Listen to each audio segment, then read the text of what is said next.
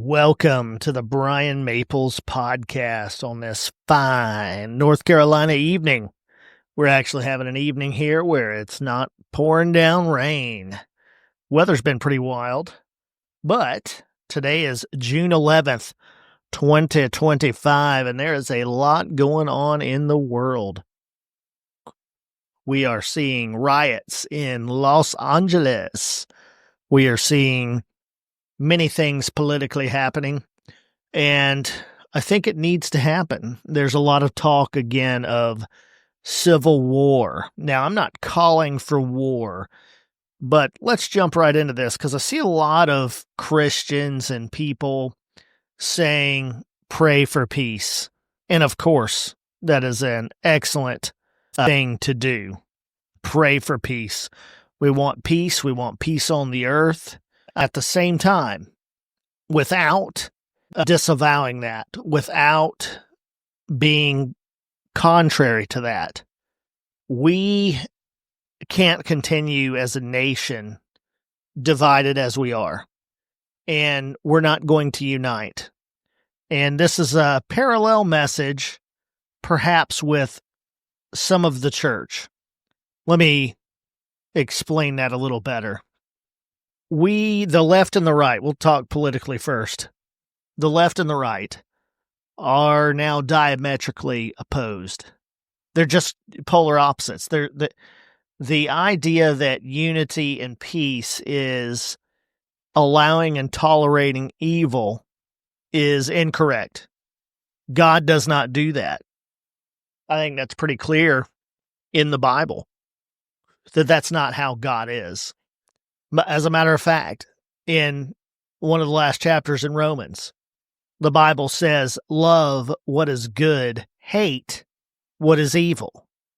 There's a capacity for hatred in a believer, in a godly person, in a person who is love, because God is love. There is capacity for hatred. And this seems difficult to understand, almost like a dualism.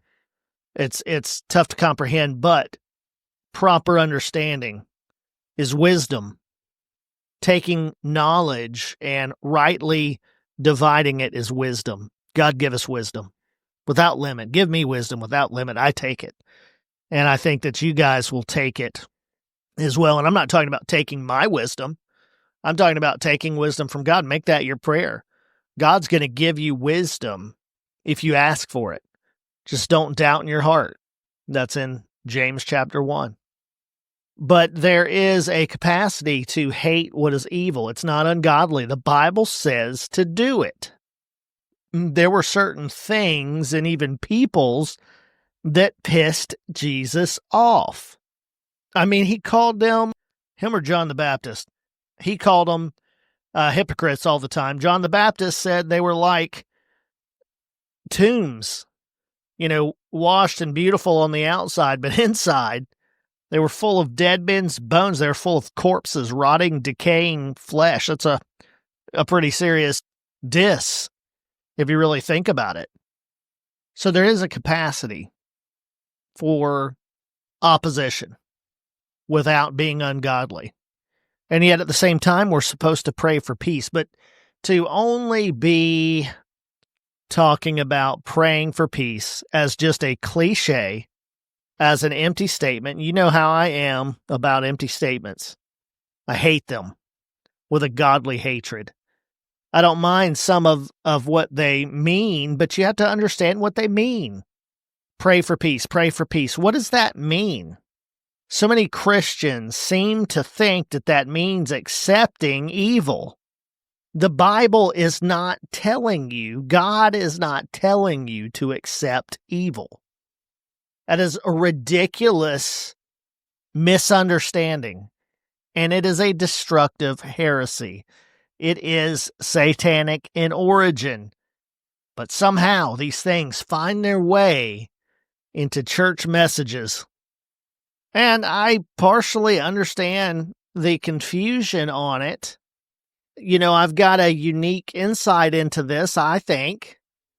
But when you're around a God of peace all the time, you want to do it. Like I'm I was working on some diesel equipment today, putting some stuff back together, fix some hydraulic stuff. And, you just kind of want to get smart, learn more, become a better mechanic, and just focus on that and just do that and leave the world alone. When you hang out with God, you just want to be a peaceful person. You want things to be well. You want things to go well. You want everybody to be loved and stuff like that. I get that. But that's only part of the story. Loving others and being in peace and unity is not a roundabout way of saying just accept anything and stand for nothing. Paul, who talked about unity, he talked about how the Christians are like a body that's built up, and how the eye can't say to the foot, I don't need you, or the eye can't say to the ear, I don't need you, because if the eye said that, how would there be any hearing? Or if the ear said to the mouth, I don't need you, how would anybody eat or speak? And Paul is the one who said all this stuff, and yet Paul is one of the most argumentative people. Much of his letters were arguing a position. There were times where Paul said, throw this person out of your assembly. Kick them out of the church. There were times when Paul said in Galatians, I wish these people were accursed or damned or going to hell. Isn't that notable?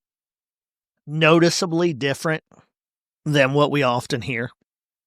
We can't leave those aspects out, because unity is not going to come by accepting a watered down, powerless half-truth. Unity is going to come in real truth. And I would propose in the churches, the way to unity is living in the full power and truth of the great news of Jesus, the great news of the Bible. Live that to the fullest, and it will basically be unquestionable except for nefarious entities. And the Bible has told us there will be false teachers and wolves among us. This ought not be a surprise. Same with the United States of America. We've come to this place where the left and the right are not going to be able to continue shifting power. The Donald Trump administration is radically undoing the work of the left. If, God forbid, we had a leftist get in, a Marxist communist leftist, we're not playing word games anymore. The left are Marxist communist, which are a satanic, atheistic religion. That's just the facts. And so you can be all lovey-dovey with the left if you want to, but that's your choice and that's between you and God. But that is an atheistic, satanic religion. But God forbid if a leftist, Marxist, communist came in and then started undoing everything the Trump administration was doing, well, we'd go back and forth, and eventually it's going to come, and I think we may be here, where neither side is going to accept being ruled by the opposite side. The way we got around that historically was everyone honored a document we call the Constitution of the United States.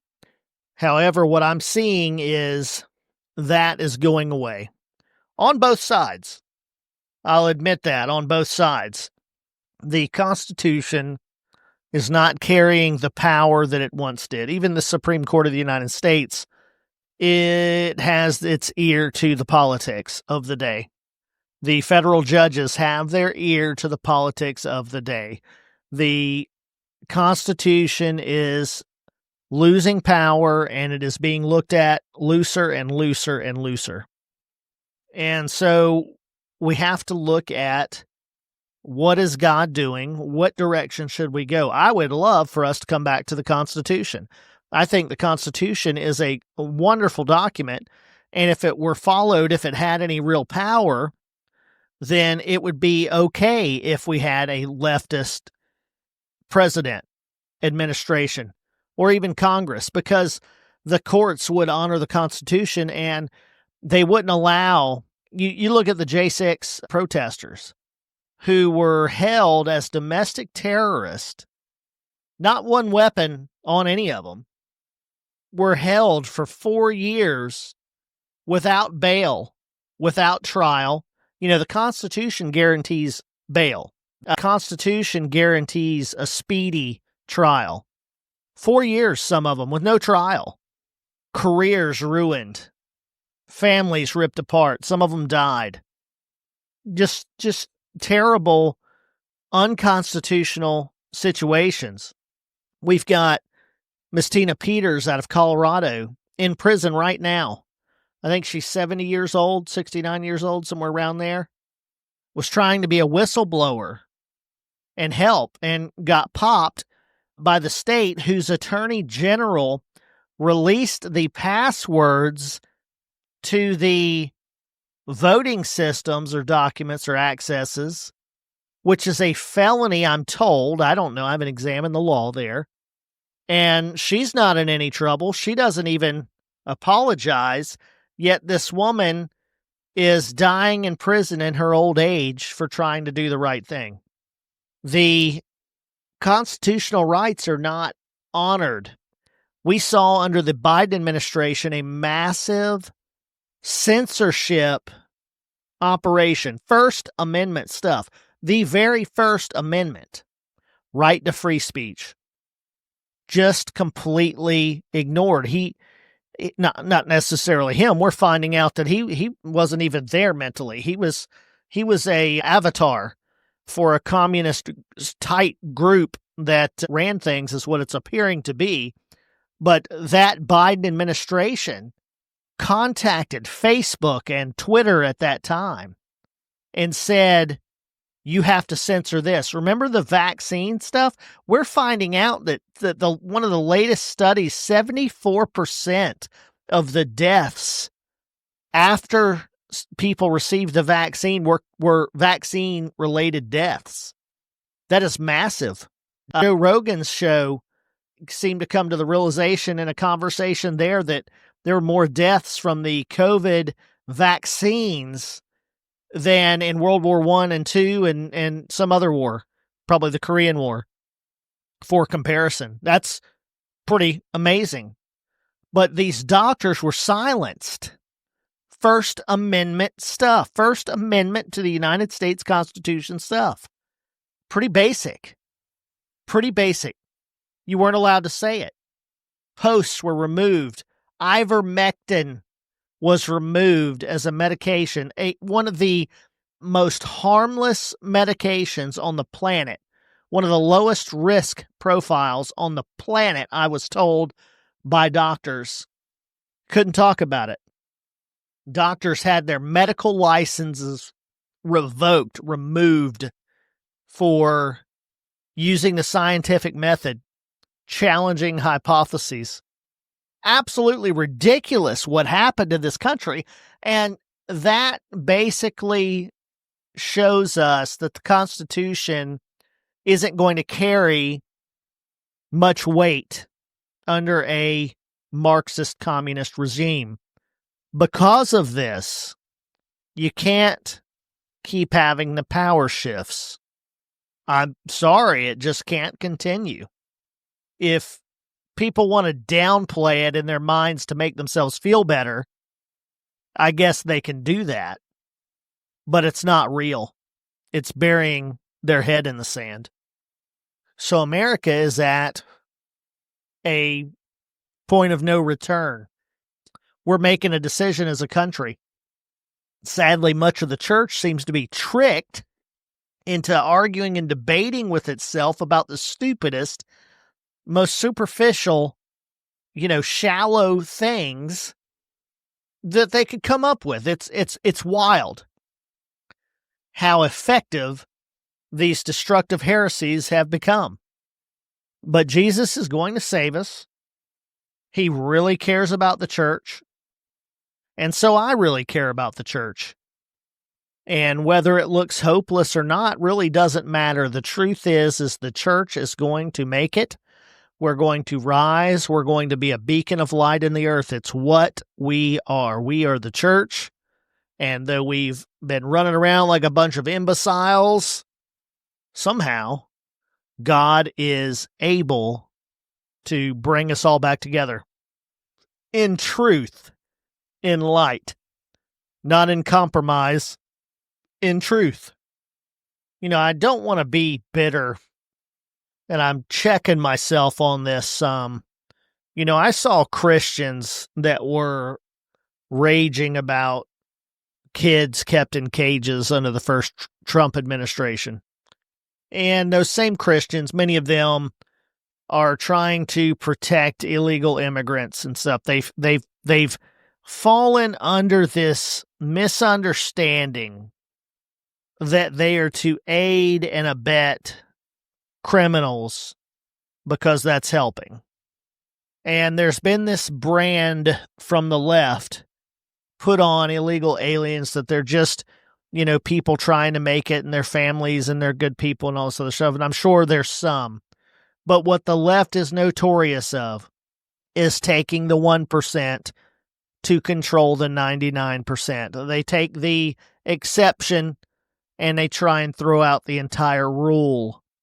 They do this with, the rape and incest argument against or for abortion. Do you believe that a woman should have to deal with the consequences of rape and stuff? And that's its own argument. But my point is that almost never happens. That is so rare. And yet they use that to try and justify casual abortions as a matter of convenience. And so they're doing that with the illegal aliens. These people out burning up Los Angeles right now, they are not here to assimilate, to become part of American society. They're not here to start a new life because they love America. They didn't see the light of freedom and come here to be a part of it. They came here to overthrow it. And Christians, some are supposedly supporting them. They've been duped. They've been conned, tricked. But God is undoing that trickery. If you really care about these illegal immigrants so much, and I think that is a good thing, they need love too. God loves them too. They need the gospel. Why don't you go to where they're at, Venezuela, Mexico, and be a missionary? If that's really where your heart is and what you believe you're supposed to be doing, don't go, smoke methamphetamine with them. Is that how you go, quote unquote, witness to someone? Do you go out and just, hit some lines of cocaine and then just, hang out? That's the same logic that is going on there. What is the argument against that? That is what's happening. They're here illegally with cartels that are making billions of dollars trafficking humans. They are part of a system that is destroying lives. These are real kids and real people that are being trafficked in all this mess. There are real American kids that have been raped and murdered in the most brutal ways too. Not that it has to be brutal for it to be bad. Any, rape and murder is bad, but I mean in these hideous third world country ways. And third world is not meant to be an insult. It's a description of an uncivilized system of poverty. And speaking of poverty, that is a major reason why this is going on. People think that prosperity gospel stuff is not the gospel, or that it's something that shouldn't be talked about. It is absolutely a major theme in the world, in politics, and in our lives. If we were concerned with prosperity and these countries were concerned with prosperity, they would get on. This is one of the strengths that Trump has, is he's prosperity-minded. They would get on board with this stuff and do trade. North Korea's incentive to befriend the United States and open up their market and our markets together, it could change everyone's lives. You Christians talk about oh, we want to change people's lives for the better. Well, how about entire countries could be changed by prosperity opening up? What if instead of trying to bomb other people to get their point across, North Korea was able to open up and do business with the United States? They could start factories, they could start trade, and all kinds of stuff that would greatly improve their lives. Much better than dropping bombs. Prosperity could take people out of criminal lives and just idle hands, or the devil's workshop. It's not in the Bible, but it is a biblical truth. Some people think they suffer from depression. They really suffer from laziness. I know that because I've had to confront that before. I have to confront that regularly, as a matter of fact. If I get down and whatnot, and I'm like, oh, blah, blah, blah, blah, as a entrepreneur who does, I do multiple things, from building, grading and excavation and land clearing to diesel mechanic work, to various other things. It's something I have to confront is being lazy. There's no one there driving me if I shut my ears to God. I want God to motivate me, direct me, and guide me and give me that stuff. I need that. And I also have to get up off my butt. I can't let myself become lazy. It leads to depression. It leads to, negative habits. It can lead to, viewing pornography or wasting time and energy on stupid things that shouldn't be the case. So there's some negatives to that. And so I just tell you that as well. I'm talking to myself when I have these things as well. It's not a matter of, you think you're better than everybody. No, absolutely not. That is a disguise. That is a deflection technique. And you have to watch out for excuse making, things like that. But a lot of these people, their lives would be so much better if the church taught prosperity. And a lot of churches do. And I'm talking Baptist churches. I'm talking, Assemblies of God churches. I'm talking Church of God, various denominations. They do teach prosperity, some of them. But there's this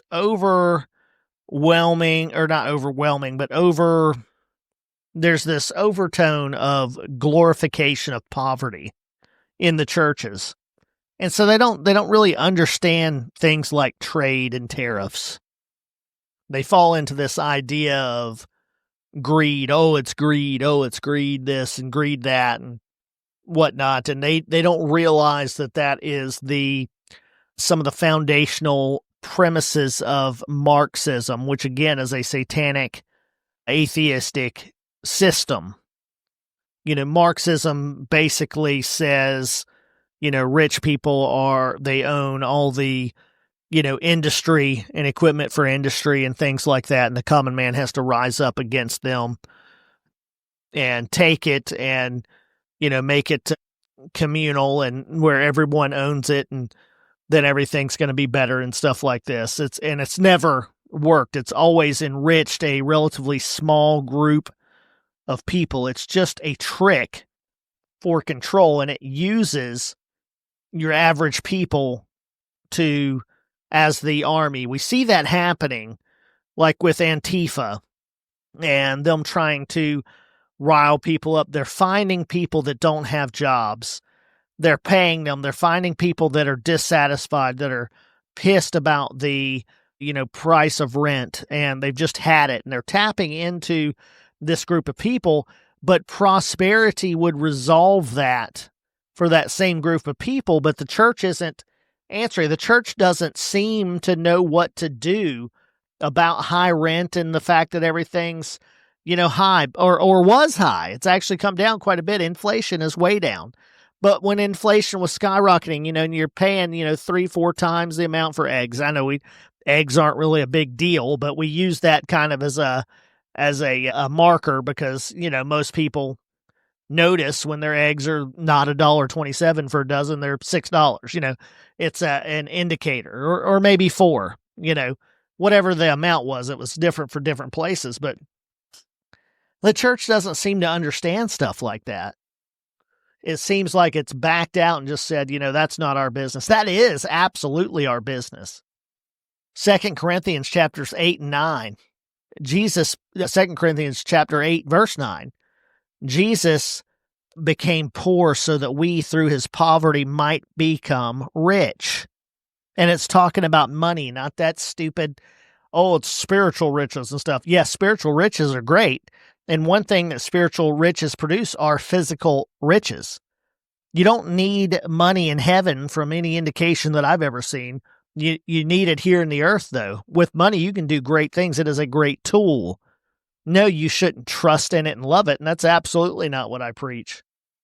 But I preach you should absolutely have the right tools to do the jobs that God puts on your heart. And some folks can't even see the jobs that God's put on their heart because it's so far beyond their wallet, beyond their bank account. Who carries a wallet anymore? And in 2 Corinthians 9, verse 8, it says that God wants you to have all sufficiency in all things at every time, to abound to every good work. At any time, you should be able to fund good works. At any time you run across the single mother who is just being crushed under the weight of bills and rent, you should be able to pay off their rent. You should be able to pay off their mortgage. And I'm speaking to myself too. We should be able to do these things. And by the grace of God, I do some of these things. And I will continue and I will increase. And that's why I believe in prosperity. It is a powerful way to love practically and to really help someone. And I'm telling you, there's nothing that opens a hard heart up like a real fitting gift. And in the economic world we live in, a real fitting gift is often money. It's good to be a sidewalk preacher and tell people the truth. I'm not putting things down. What I'm doing is I'm challenging us to increase, to grow. It's good to be, out there telling the gospel and stuff like that. But when the weight of the world is on someone financially and you can relieve that, it's just heart-opening, ear-opening, eye-opening. The church has got to have that. And I don't mean to criticize all of the church, but these books that come out to influence and guide pastors, for a while they were all about, better sound systems and audio visual and arts and lights and technology and stuff like this. And all that stuff can be good. There are certain gifts for that and certain uses for that. And I think that the church should really put out world-class art and movies and entertainment and things like that. I'd like to see that instead of the lower level stuff. I mean, they're getting better, but not every church should be doing that. Not every community needs, to look like they're, the largest church in Australia, that those churches are fulfilling things. And there's certain places that are going to put out, high-end media and stuff that are churches, and they should. But that doesn't mean God's calling everywhere to do that. There should be communities where they meet, in someone's house, or meet, wherever, or at a business, or have their building. I don't mind churches having buildings. I don't mind them having nice things. But they also give just as much as those big churches, like into the church. And so the church, may meet in a shared community setting or something, or meet at a local park. But they have, millions and millions of dollars in their bank account, and they can then go pay off mortgages in their community. They can buy automobiles for people that have one, go out, or they can pay, a super expensive diesel mechanic like myself, to come fix them up. We just have to, embrace prosperity for the tool that it can be, if we're serious about getting people and individuals, one by one and stuff, money is a powerful tool to do so. And I understand the verses in the Bible that warn against riches, because there is an evil kind of rich. But evil riches are not when they're in control of Christians that are in relationship with God. There's a night and day difference. There's a type of rich that is evil. We see it, right now, funding these riots and stuff.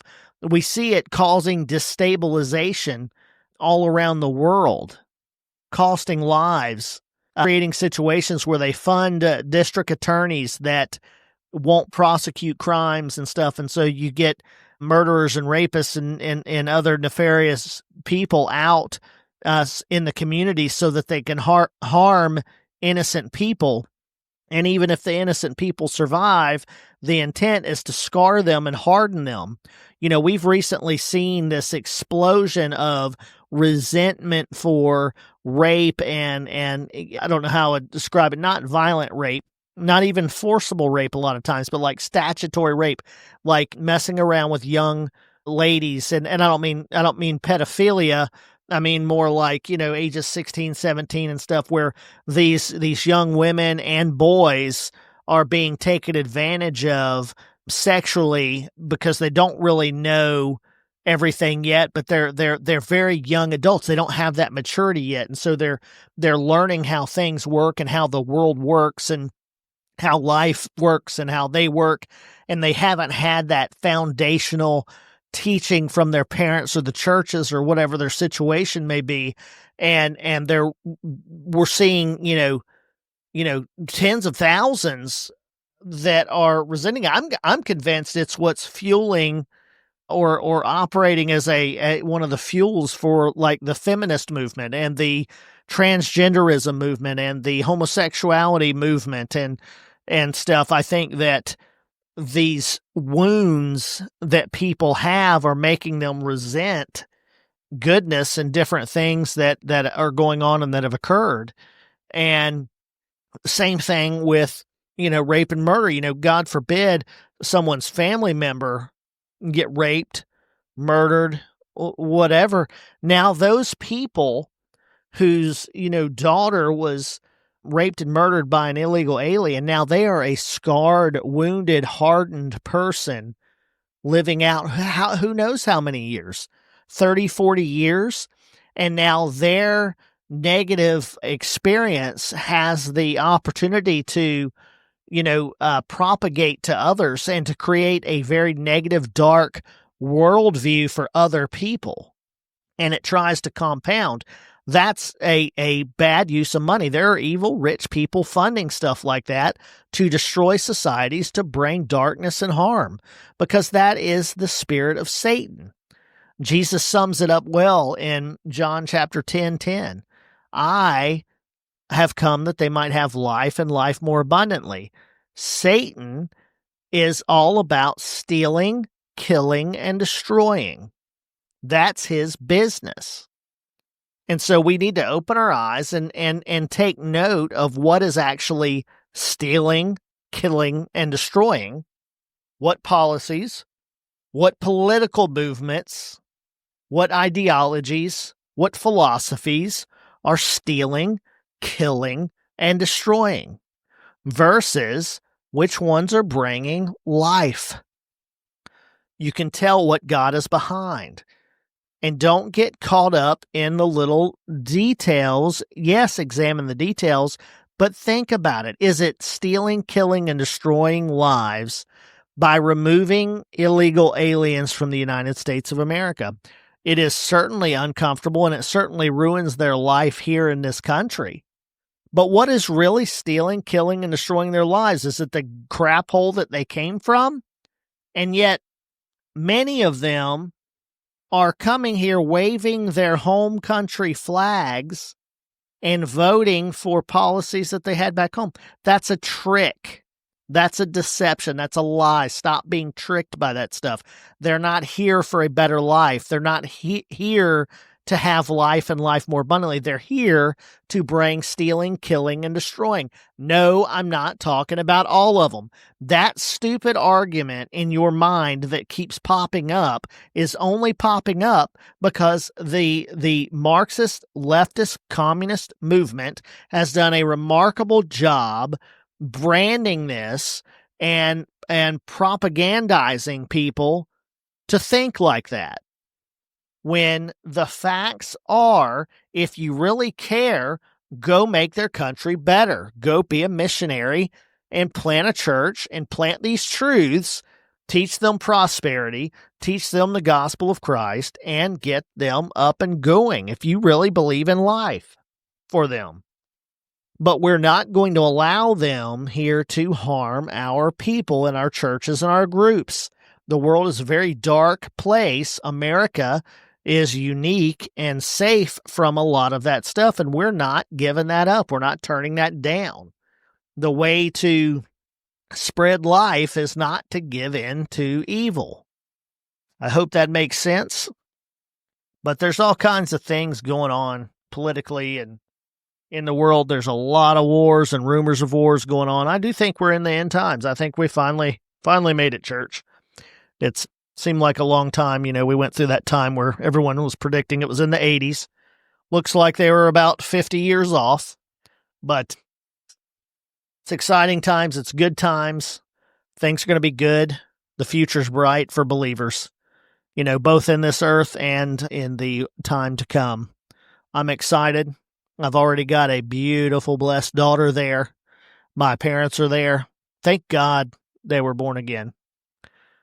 It's me, my wife, and my son here on the earth, and we are blessed and protected. Thank you, Lord. We are encouraged by you. You know, sometimes those dark clouds come through, but we renew our mind to the words of God. We study the Bible. That's why I know these things and why I speak with confidence on these things is I spend time with God studying the Bible. You know, I've been doing this now 30-something years and stuff, and it's okay to be new. You'll catch up quickly. There's a lot to learn, a lot to understand. But keep walking with God, keep renewing your mind, and we're going to get through these end times prosperous in prosperity and in health, even as our souls prosper. And we're going to be a light to the world. And yeah, we're going to keep things good and open for God to move while we're here. And I believe that the Antichrist system that is to come cannot succeed while the church is here. And I think we're going to be taken out of here soon. Call me crazy if you'd like, but I believe we're going to be out of here soon. So thanks for listening to the Bryan Maples podcast. Good to talk with you all again.